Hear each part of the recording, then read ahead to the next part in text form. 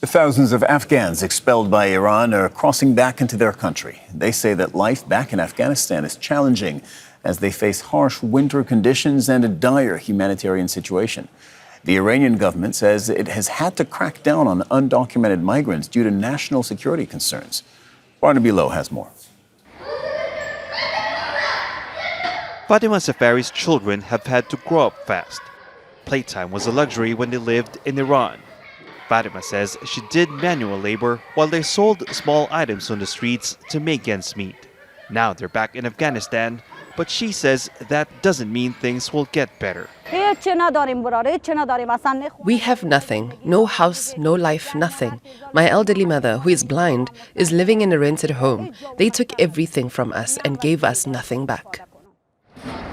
Fatima is one of more than 1.5 million Afghans who've been deported by Iran since June last year. A tumultuous year for the country rocked by widespread protests during which thousands were killed. Cost of living crisis partly driven by international sanctions and attacks by Israel and the United States. Iranian authorities and state media have said undocumented migrants pose security risks, accusing some of them of spying for Israel. A number of Afghans who were recently expelled say they were harassed. I'd been working in an orchard for 3 years. An officer came and chased me away. Then he beat me up and took my phone. And they're coming home to a country reeling from a hunger crisis. Many displaced Afghans living in tents in freezing winter temperatures.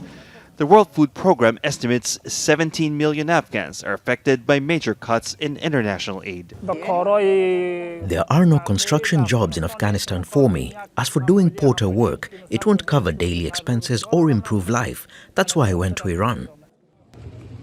The competition for money-making opportunities also coming from the other side of the border, where Pakistan has forced out more than 1.7 million Afghan refugees. For Fatima, options are even more limited, since the Taliban government has banned women from schools and workplaces. Barnaby Lowe, Al Jazeera.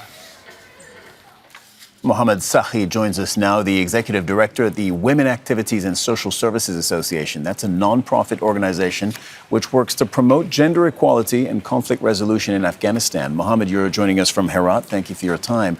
So given the focus of your group, what support do women in particular need as they return to a country under Taliban rule? Assalamu alaikum. Thank you for having me with you today. It's an honor to be part of this discussion. Now, before I jump into your question, it is worth mentioning that between 1st January 2025 to 3rd January 2026, approximately 1.8 million people were deported from Iran, and we faced a massive influx on a daily basis. While the numbers were staggering, it is encouraging to see that through solidarity and collaboration among diverse actors, including the local authorities, national and international partners, we have been able to manage the situation and provide immediate assistance to thousands of families. To give a more recent perspective, between 1st January and 24th January 2026, a total of 13,500 returnees crossed the Islam-Ghala border. Among them, about 6% were women, and approximately 10% are obviously children under 18, with 962 boys and 350 girls. These numbers remind us that families, women, and children remain highly vulnerable, and even during the winter arrivals. Now, even though daily arrivals have slowed, around 2,000 individuals per day, the challenges have not disappeared. Families continue to arrive, very few belongings, limited clothing, and almost no resources. Among them are sick women, children, elderly people, and individuals with disability. Tragically, in some cases, people have died along the journey or shortly arrived after arrival.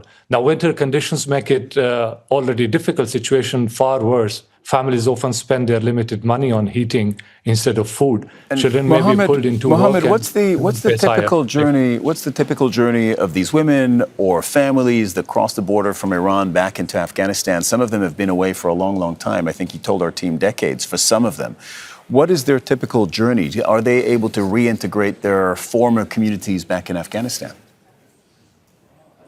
Actually, it's quite challenging for most of them who have been far from Afghanistan for decades due to cultural differences and so many limitations which is in place currently in Afghanistan. For women, And the place where they are returning back, the reintegration points are quite challenging because of the host communities. Already, the host communities in Afghanistan are going through difficult times, and adding up more people into them is quite challenging for host communities and also the women who are coming back from Iran.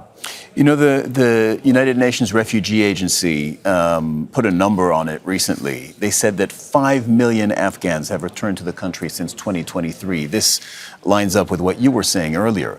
That is a massive demographic shock. Not my words, the words of the UN. It's 12% roughly of Afghanistan's population that has poured back into the country over a pretty short period of time, 1.5 years, 2 years. At a time when resources are already stretched. I mean, the resources of the Taliban government and resources of the aid agencies. Is there enough to help 12% of the population jumping back into Afghanistan? Actually, it's quite concerning for all of us who are involved in this, in providing services, and also the people of Afghanistan. There is insufficient shelter and heating, particularly when we are talking about large families during this winter season. Limited access to income pushes family into debt and negative coping strategies. Health needs and psychosocial support, especially for women and children, is quite critical. And obviously the funding gaps, which we all know has decreased. And yes, the female education is disrupted as girls may be kept at home due to winter, displacement, or lack of resources. And also the key strategic gap of durable solution. Now, we all have been able to provide them services at the reception center, but the reintegration point is something that sustainable solutions should be considered, which is actually a strategic gap. As of now. And I'll give one last number. According to the UNHCR, they need $216 million to support their funding for returnees this year. That's in 2026. And so far, that campaign is only 8% funded. That's where we are for now. Mohammed Sakhi, thank you very much for joining us.